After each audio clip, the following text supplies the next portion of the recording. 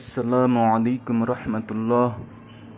ইন্নাল হামদুলিল্লাহ ওয়াসসালাতু ওয়াসসালামু আলা মান লা নাবিয়্যা বা'দা। সম্মানিত দর্শক বৃন্দ, আজকের বিষয় হচ্ছে খিলাফা প্রতিষ্ঠা সম্পর্কে বিভিন্ন ধাপ, অর্থাৎ খিলাফা প্রতিষ্ঠার ধাপ। খিলাফা প্রতিষ্ঠা সম্পর্কে ইসলামী ইতিহাস ও ফিকহের বিভিন্ন উলামা মাশায়েখরা কিছু ধাপ বর্ণনা করেছেন। এগুলো সাধারণভাবে তিনটি মূল স্তরে ভাগ করা যায়, যেমনটা কুরআন, হাদিস ও রাসূল সাল্লাল্লাহু আলাইহি সাল্লামের মাক্কি মাদানী দাওয়া ও সংগ্রাম থেকে বোঝা যায়। সংক্ষেপে ধাপগুলো হলো: প্রথম ধাপ দাওয়া ও তারবিয়াহ প্রস্তুতির ধাপ। আল্লাহর তাওহীদ, রাসূলুল্লাহ সাল্লাল্লাহু আলাইহি সাল্লামের আনুগত্য ও আখিরাতের হিসাব নিকাশ মানুষের সামনে তুলে ধরা। ছোট ছোট গোপন খাস দাওয়া, হালকা স্টাডি সার্কেল তৈরি করা, যেখানে ঈমান, তাকওয়া ও ইসলামী নেতৃত্বের গুণাবলী তৈরি হয়। সাহাবীদের মতো দৃঢ় ঈমান বা মুমিন তৈরি করা, যারা পরবর্তীতে নেতৃত্ব বহন করতে সক্ষম হবে। এই ধাপে ক্ষমতার জন্য সরাসরি সংগ্রাম নয়, বরং আদর্শ সমাজ গঠনের বীজ রোপণ করতে হবে। দ্বিতীয় ধাপ উম্মার সাথে সংযোগ ও সমর্থন অর্জন, নুসরার ধাপ। বৃহত্তর সমাজকে ইসলামের পক্ষে দাঁড় করানো, যাতে জনসমর্থন বৃদ্ধি পায়। গোত্রপ্রধান, প্রভাবশালী ও শক্তিশালী গোষ্ঠীর কাছে দাওয়া পৌঁছে দেওয়া, যেমন রাসূল আকরাম সাল্লাল্লাহু আলাইহি ওয়াসাল্লাম আকাবার চুক্তির মাধ্যমে আনসারদের সমর্থন পান। অন্যায়, জুলুম, দুর্নীতি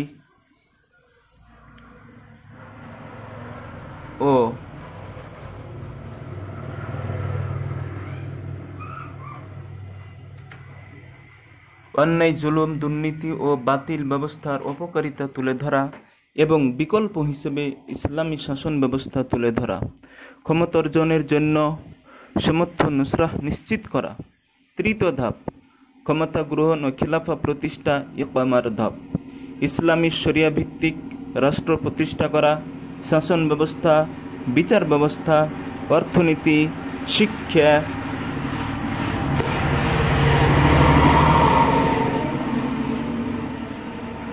সমাজনীতি, বৈদেশিক নীতি সব কিছু কুরআন সুন্নাহ অনুযায়ী পরিচালনা করা।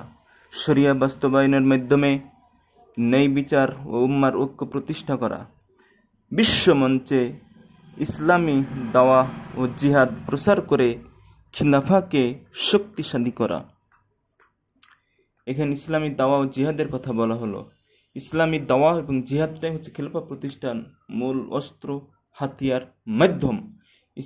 এটা বিশ্ব মঞ্চে, মানে সারা বিশ্বব্যাপী, সারা বিশ্ব ধরে ইসলামী দাওয়া ও জিহাদ প্রসার করে খিলাফাকে শক্তিশালী করা। এরপরের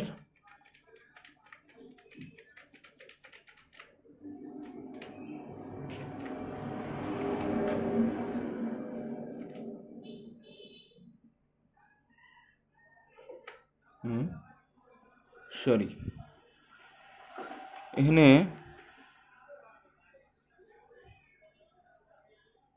পরের ধাপগুলো এখানে উল্লেখ করার নাই। আচ্ছা, আছে। মূল কথা, রাসূলুল্লাহ সাল্লাল্লাহু আলাইহি ওয়াসাল্লামের জীবন থেকে স্পষ্ট বোঝা যায় খিলাফা প্রতিষ্ঠা কোনো হঠাৎ কাজ নয়।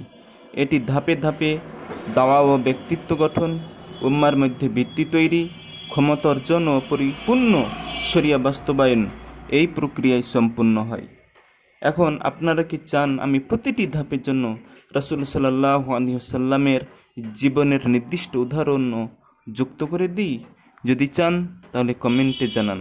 মহান আল্লাহ তাআলা আমাদের সবাইকে ধৈর্য ধরে খিলাফা প্রতিষ্ঠার কাজে দাওয়াত ও জিহাদের মাধ্যমে অগ্রসর হওয়ার তৌফিক দান করুন। আমিন। সুবহানাকাল্লাহুম্মা ওয়া বিহামদিকা আশহাদু আল্লা ইলাহা ইল্লা আনতা আস্তাগফিরুকা ওয়া আতুবু ইলাইক। আসসালামু আলাইকুম ওয়া রাহমাতুল্লাহি ওয়া বারাকাতুহু।